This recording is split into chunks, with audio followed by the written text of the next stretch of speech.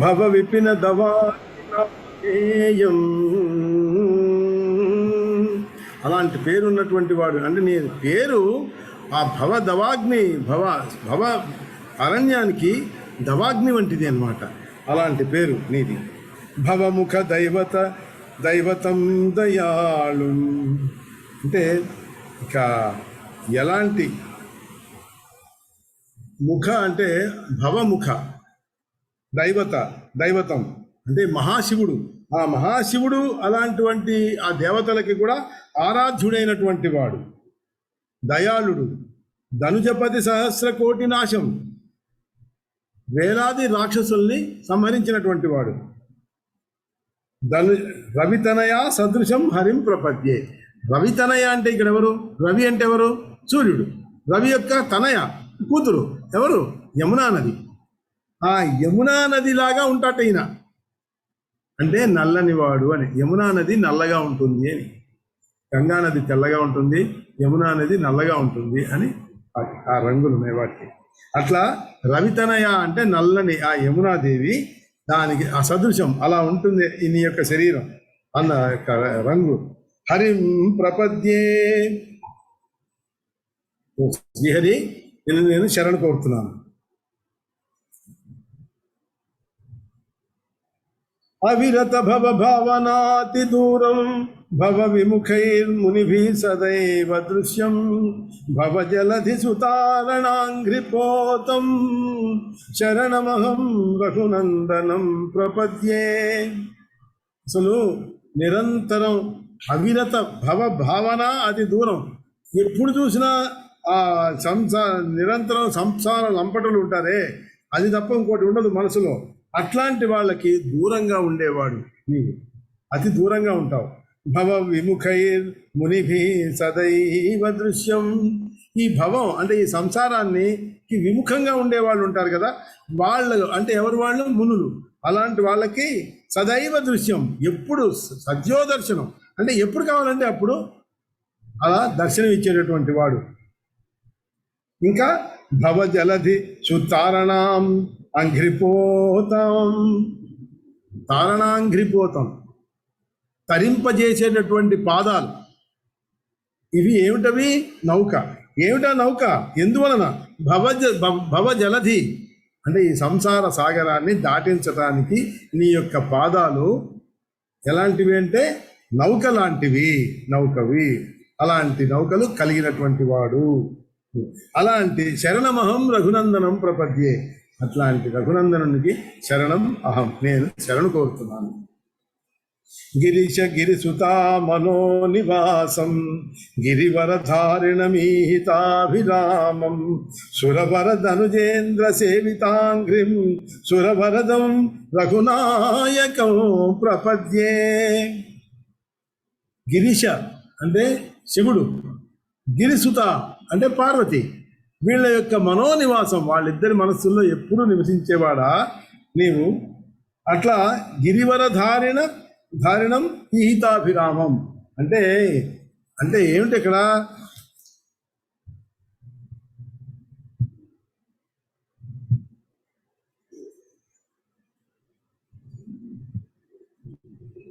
గిరివర ధారిణం, గిరివరం అంటే అద్భుతమైనటువంటి పర్వతం, పర్వతాల్లో శ్రేష్టమైనది. దాన్ని ధరించిన వాడా. ఏమిటి ఆయన ధరించినది? మందర పర్వతాన్ని ధరించాడా? అది మహా గొప్ప పర్వతం. ఎందుకంటే సాక్షాత్ శివుడే అక్కడ ఉంటాడు. అక్కడి నుంచి ఏది కైలాసాన్ని నుంచి వెళ్ళి మందర పర్వతంలో ఉన్నాడు ఆయన. మనం కాశీఖండంలో చదువుకున్నాం కూడా. అలాంటి మందర పర్వతం ఏమిటి? సముద్రాన్ని మధించడానికి ఉన్నటువంటి ఆ మందర పర్వతం అది సామాన్యమైందా? అదే కాకుండా గోవర్ధనగిరి, కూర్మావతారంలో ఆ మందరగిరిని ఎత్తాడు, ఇక్కడ కృష్ణావతారంలో దీన్ని ఎత్తాడు. అందువలన ఈయన గిరివర ధారిణం, ఈ హిత అభిరామం, ఇట్లాంటి వాడు. ఇంకా ఎన్నో లీలా విలాసాలు కలిగినటువంటి వాడు. సురవర ధనుజేంద్ర సేవితాంఘ్రిం. సురవర అంటే దేవతలు, గొప్ప గొప్ప దేవతలు ఎవరు? తర్వాత ధనుజేంద్ర, సురవరులు అంటే గొప్ప దేవతలు. ధనుజేంద్ర రాక్షసుల చేత కూడా సేవింపబడ్డవాడు. ఎవరి రాక్షసులు? ప్రహ్లాదుడు ఒక అత్యద్భుతమైనటువంటి రాక్షసుడు, ఆయన చేత సేవింపబడ్డవాడు. ఇంకా ఎవరు? బలి చక్రవర్తి, ఆయన మనవడైనటువంటి బలి చక్రవర్తిని కూడా చక్రవర్తి కూడా ఈ మహావిష్ణువునే పూజించాడు. వీళ్ళ చేత సేవింపబడినటువంటి సేవిత అంఘ్రిం పాదములు కలిగినటువంటి వాడు సురవరుడు. సురవరదం, సురలకి వరాలు ఇచ్చేవాడు. రఘునాయకం ప్రపద్యే, అట్లాంటి రఘునాయకుడికి నేను శరణు వేడుతున్నాను.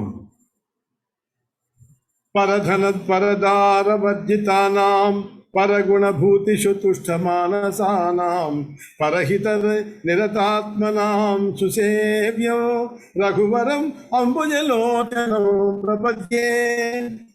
పరధనాన్ని మీద కానీ, పరదారులు అంటే పర స్త్రీల మీద కానీ ఆశ అది వదిలిపెట్టినటువంటి ఆ మహానుభావుల చేత లేక ఇతరుల చేత భగవంతుని యొక్క గుణాలని, ఐశ్వర్యాలని తలచి ఆనందించిన వారి చేత, అంటే మామూలు మనుషుల్లో ఇంకొకరి డబ్బులు ఆశించేవాళ్ళు కానీ, ఇంకొకరి యొక్క భార్యల్ని ఆశించే వాళ్ళు కానీ, అట్లాంటి వాళ్ళు కాని వాళ్ళు ఉన్నారే వాళ్ళు మహానుభావులు.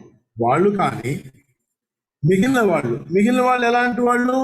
ఎప్పుడు కూడా భగవంతుని యొక్క సద్గుణాలని, ఆ ఐశ్వర్యాలని, భగవంతుడి యొక్క ఐశ్వర్యాలను తలచి ఆనందించేటటువంటి వాళ్ళ చేత, ఇంకా పరోపకార పారాయణుల చేత, వీళ్ళందరి చేత బాగుగా సేవింపబడేటటువంటి ఈ రఘువరుణ్ణి, ఆయన ఎలాంటి వాడు? మళ్ళీ అంబుజలోచనం ప్రపద్యే. అంబుజలోచనం అంటే రాజీవలోచనం అంటామే, అదే అన్నమాట. పుండరీకాక్షుణ్ణి నేను శరణు కోరుతున్నాను. ఇట్లా ఆయన స్తోత్రం ఇంకా ఉంది. ఎంత అద్భుతమైనటువంటి స్తోత్రమో జటాయు స్తోత్రం. దీన్ని తప్పనిసరిగా ఇది మన మనసులో పెట్టుకుని, ఇది ప్రతిరోజు కనుక దీన్ని నేను పాఠంగా చెప్పుకుంటే, చదివినా ఎంతో హాయి, మనకి ఎంతో పుణ్యం కూడా వస్తుంది. స్మితరుచిర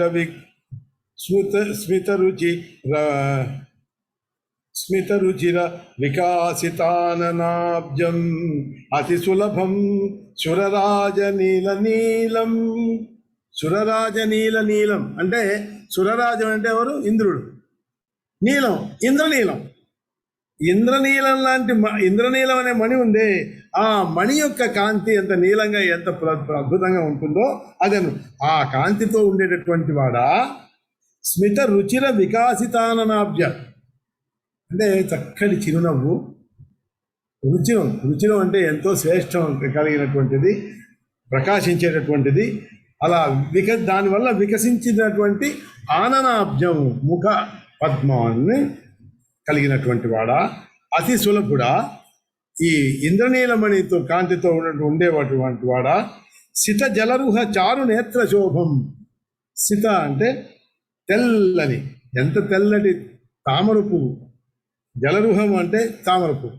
ఆ తెల్లటి తామర పువ్వుల వంటి చారు నేత్రం అంటే చక్కటి కళ్ళుతో శోభించేటటువంటి వాడా, రఘుపతిం ఈశ గురోర్గురుం. ఇక్కడ చూడండి, ఈశ గురోర్గురు. ఈశుడు అంటే పరమేశ్వరుడు, మహాశివుడు. ఆ శివుడే గురువు. ఆ గురువుకి ఈయన గురువు, జగద్గురువు అయినటువంటి ఈయన మహాదేవ గురువుడు అయినటువంటి ఆ రఘుపతిని నేను శరణు కోరుతున్నాను. హరికమల శంభురూప భేదాత్ త్వం ఇహ విభాసి గుణత్రయానువృత్తః రవిరివ జలపూరితోన పాత్రే స్వమరపతి స్తుతి పాత్రమీశమీడే. ఇప్పుడు హరి అంటే విష్ణు, కమలజ అంటే బ్రహ్మ, శంభు అంటే శివుడు. అంటే వీళ్ళు ఏమంటే స్థితి, సృష్టి, లయ, ఈ మూడు చేసేటటువంటి ఈ రూపభేదాలతోటి త్వం నీవు ఇహ విభాసి నువ్వు ప్రకాశిస్తుంటావు. ఇట్లా గుణత్రయానువర్త. ఈ త్రిగుణాలు ఉన్నాయే, సృష్టి స్థితి ఇవి, ఈ గుణాల చేత నువ్వు ప్రకాశిస్తుంటావు.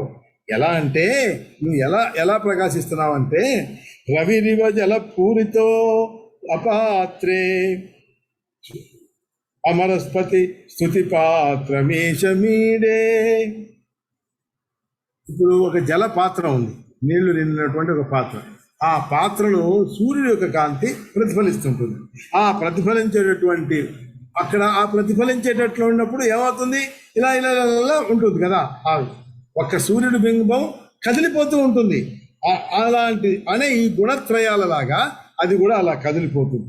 అట్లా ఉన్నది నువ్వు ఆ బ్రహ్మ విష్ణు శంభులు తోటి అలాంటి నామాలతోటి నువ్వు ప్రకాశిస్తూ ఉంటావు. అలాంటి నిన్ను నేను స్తుతిస్తున్నాను స్వామి, ఓ రఘుపతి. ఇంకా లతిపతి శతకోటి సుందరాంగం శతపథ గోచర భావనా విదూరం యతిపతి హృదయే సదా విభాతం రఘుపతిం ఆర్తిహరం ప్రభుం ప్రపద్యే.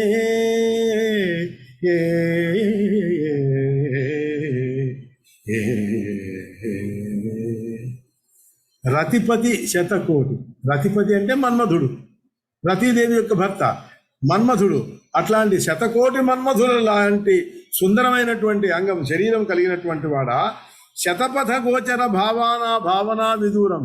శతపథం అంటే ఇక్కడ దాని రకరకాలైనటువంటి భావాలు చెప్తుంటారు. కానీ ఇక్కడ అసలైనటువంటి అంటే శతపథ బ్రాహ్మణం అని ఒక ఇది ఉంది ఆ వేదాంగాలలో. అది ఒక ఇది. ఆ శతపథ బ్రాహ్మణం అది చదువుకున్న వాళ్ళకి, దాన్ని తెలిసినటువంటి వాళ్ళకి,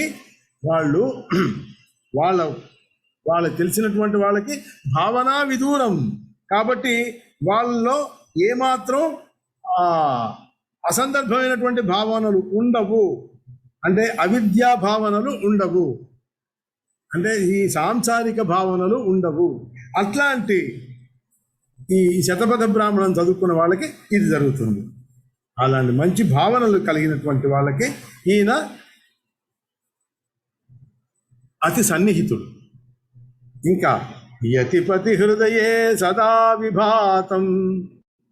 యతిపతి అంటే యతులు, గొప్ప గొప్ప యతీశ్వరులు, మునీశ్వరులు, వాళ్ళ యొక్క హృదయాల్లో సదా విభాతం ఎల్లప్పుడూ ప్రకాశించేటటువంటి వాడు.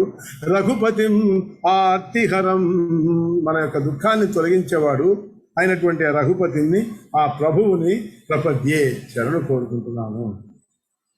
ఇత్యేవం స్తువస్తస్య ప్రసన్నో అభూత్ రఘుత్తమః.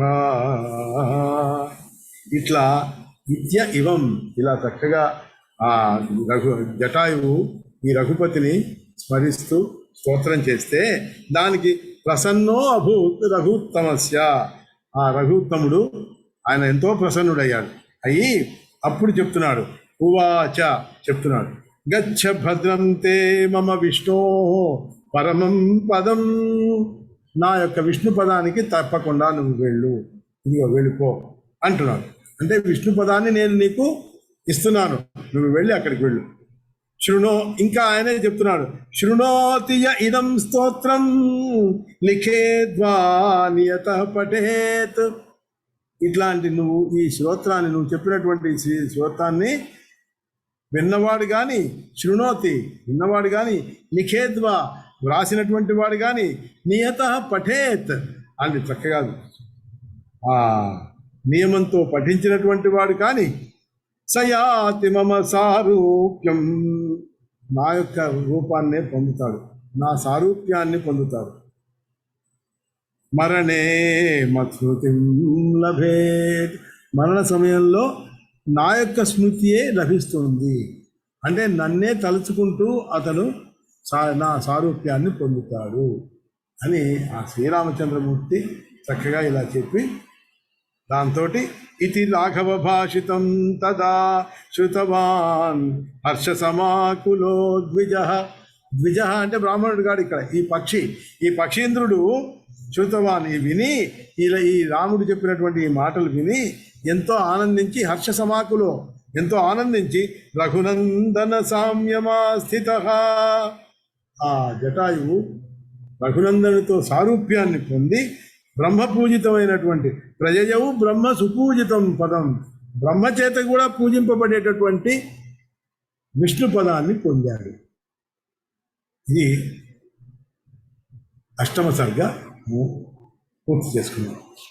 ఇక నవమ సర్గ, ఈ నవమ ఇది అయిపోయిన తర్వాత జటాయుని పూర్తి అయిపోయిన తర్వాత వెళ్ళిపోయిన తర్వాత మళ్ళీ శ్రీరాముడు మళ్ళీ జటాయు వెళ్ళిపోయాడు. మళ్ళీ తన సీతావియోగ దుఃఖం తనకి మళ్ళీ ఆశ్రయించింది తనని. మళ్ళీ సీతని వెతుకుతూ లక్ష్మణుడితో పాటు ఇంకొక అలా వరాన్ని దాటుకుంటూ వెళ్తున్నాడు. అక్కడ అతనికి తత్ర అద్భుత సమాకారో రాక్షస ప్రత్యదృశ్యతః వక్షస్యేవ మహావక్త్ర చక్షురాది వివర్జితః. అక్కడ తత్ర అంటే అక్కడ అద్భుత సమాకారం, ఎంతో విచిత్రంగా ఉన్నటువంటి ఒక ఆకారం కనబడింది. రాక్షసుడు ప్రత్యదృశ్యత కనబడ్డాడు. వక్షస్యేన మహావక్త్ర, ఈ వక్షంలో గుండెలోనే ఆ మొత్తం ఆ మహావక్త్ర, వక్త్రం అంటే నోరు, ఆ మహా పెద్ద నోరు ఈ వక్షంలోనే ఉంది.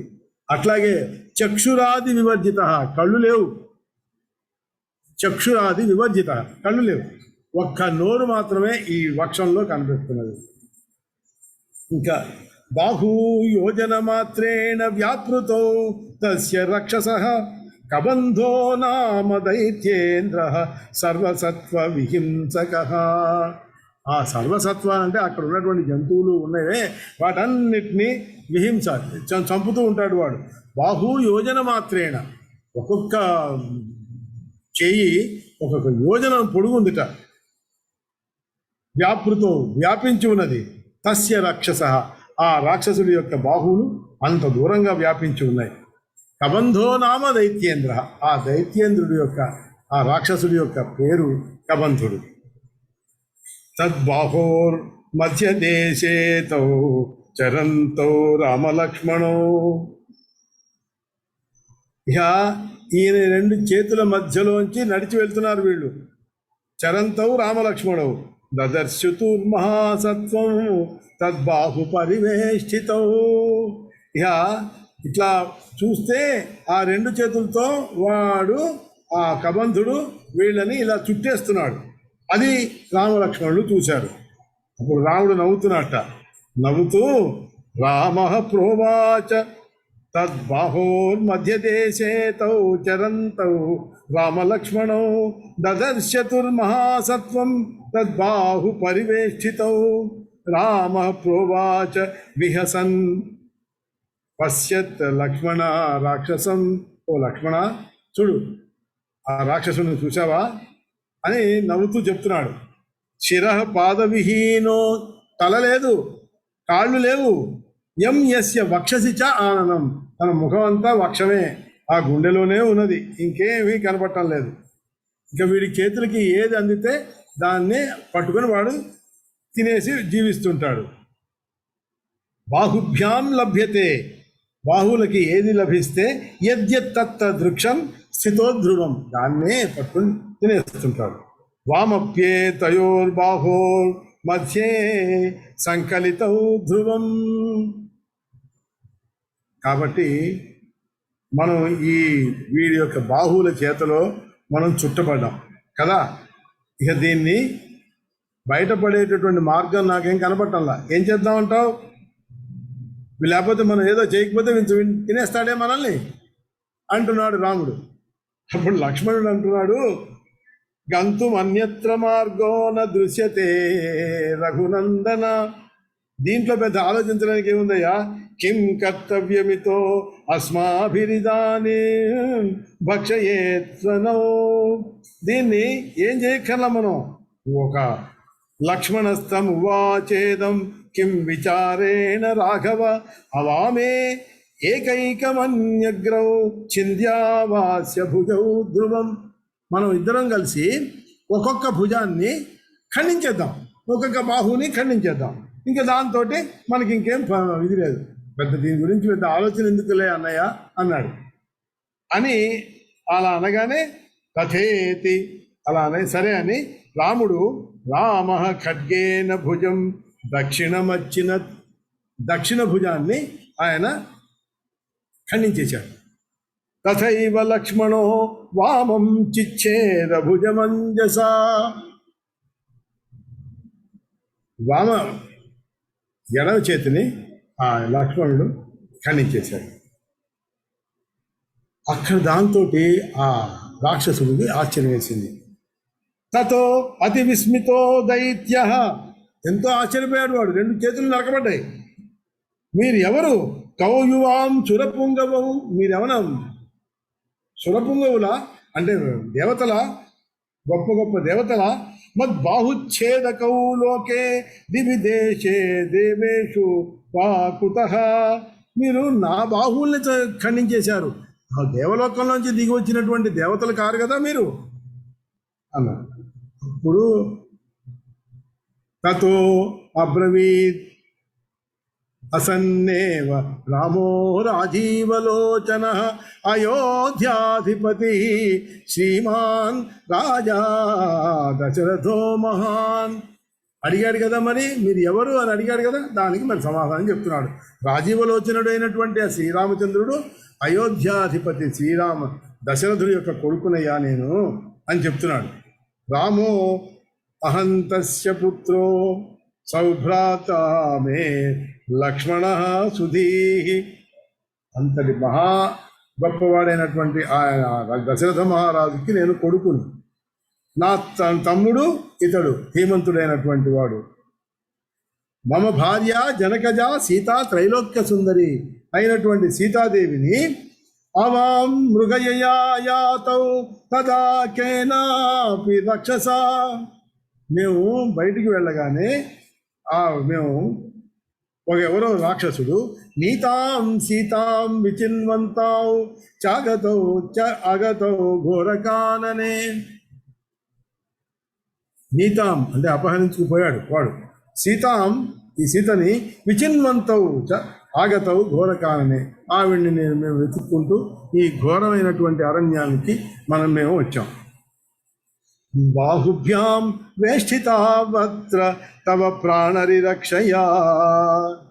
ఇప్పుడు నువ్వేమో మమ్మల్ని గట్టిగా పట్టుకున్నావు, మరి మమ్మల్ని మేము రక్షించుకోకోసం మేము నీ యొక్క భుజాల్ని ఖండించాం. చిన్నౌ తవ భుజౌ త్వం చ కోవా వికట రూపధృక్. మరి నీకు ఈ వికటమైనటువంటి రూపం ఎట్లా వచ్చింది, ఎందుకు ధరించావు చెప్పు. నువ్వు నన్ను ఎందుకు అడుగుతున్నావు కదా, మేము మా ప్రాణరక్షణ కోసమే మేము నీ యొక్క భుజాల్ని మేము ఖండించాల్సి వచ్చింది. అప్పుడు కబంధుడు అంటున్నాడు అన్నమాట, ధన్యోహం యది రామస్వమాగతోసి మమాంతికం పురా గంధర్వరాజోహం రూపయౌవనదర్పితః. ఆహా, నువ్వు రాముడివే అయితే నా జన్మ ధన్యమైపోయిందయ్యా. పూర్వం నేను నా యొక్క రూపానికి యవ్వనానికి నేను దర్పించి దానికి గర్వించి ఉన్నటువంటి నేను గంధర్వరాజుని. అప్పుడు ఏం జరిగింది? విచరన్ లోకమఖిలం వరనారీ మనోహర తపసా బ్రహ్మణో లబ్ధం అవధ్యత్వం రఘుత్తమా. నేను ఎంతో అందగాడిగా ఉండేవాడిని.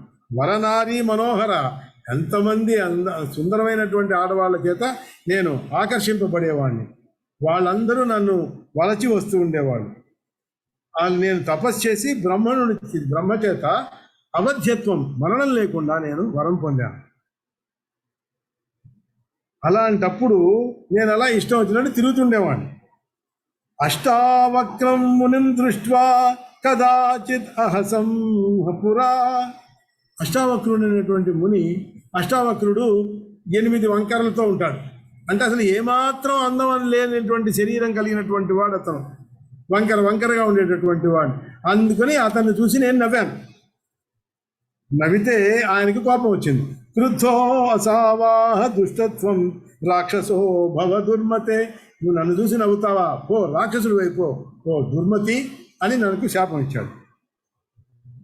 అనగానే అప్పుడు ఇక ఆయన నన్ను చూసి మళ్ళీ జాలిపడి అష్టావక్ర పునః ప్రాహ వందితో మే దయాపరః. నేను ఆయన్ని నమస్కరించి నన్ను శాపానుగ్రహం అడగగానే ఆయన దయతోటి శాపశాంతం, ఆ శాపాన్ని యొక్క చివర అంటే ఆ శాపానుగ్రహం ఏమిటి అంటే చెప్పాడు. మే ప్రాహ తపసా ద్యోతిత ప్రభ. ఏమిటయ్యా నేను నా యొక్క ఈ శాప విమోచనం ఏమిటి అనేది ఆ తపస్సు చేత వెలిగిపోయేటటువంటి ఆ అష్టావిక్రుడు, ఆ వక్రుడు నాకు శాప విమోచనం చెప్పాడు. త్రేతాయుగే దాశరథ్భూత్వా నారాయణ స్వయం ఆగమిష్యతి తే బాహూఛిద్యేతే యోజనాయతౌ. శ్రీమన్నారాయణుడు త్రేతాయుగంలో దశరథుడి యొక్క కొడుకుగా వస్తాడు. వచ్చి స్వయంగా నీ దగ్గరికి వచ్చి నీ బాహువుల్ని ఖండించేస్తాడు. అప్పుడు నీకు నీ యొక్క శాప విమోచనం కలుగుతుంది, నీ యొక్క తొల్లింటి రూపు నీకు దొరుకుతుంది, వస్తుంది అని చెప్పాడు. అలాంటి ఆ శాపం కారణంగానే నేను ఈ రూపాన్ని పొందాను అని చెప్పాడు. మనం మిగిలినది ఈ కబంధుడి యొక్క శాప విమోచనం కూడా అయిపోయింది. ఇంకా తర్వాత వాళ్ళిద్దరికి జరిగినటువంటి సంభాషణ అది మనం రేపు చెప్పుకుందాం.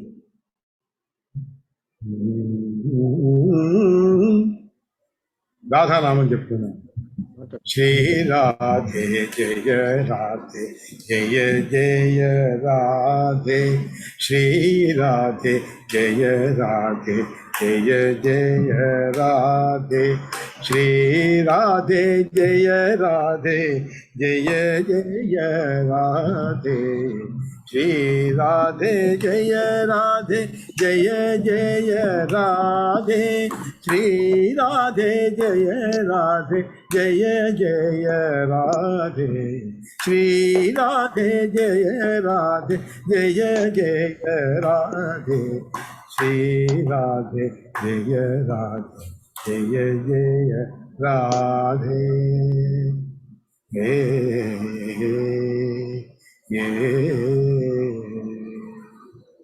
జయ జయ శ్రీ రాధే.